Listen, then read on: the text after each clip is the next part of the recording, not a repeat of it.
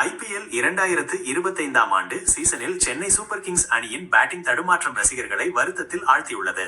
ஒரு காலத்தில் சிஎஸ்கே அணியில் களமிறங்கிய வீரர்கள் தனி ஒருவராக நின்று போட்டியை வென்று கொடுக்கும் திறமை பெற்றிருந்தனர். ஆனால் தற்போது சிஎஸ்கே அணி ஓரிரு வீரர்களை மட்டுமே நம்பி இருக்கிறது.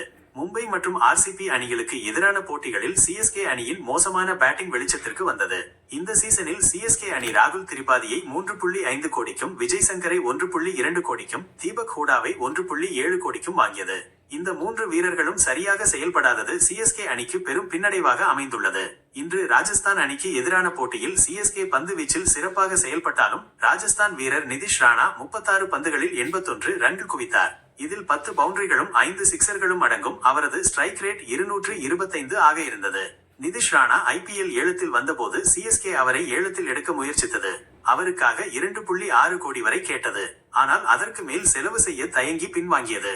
பின்னர் ஆர்சிபி மற்றும் ராஜஸ்தான் அணிகள் போட்டியிட ராஜஸ்தான் அணி 4.2 கோடி கொடுத்து அவரை வாங்கியது.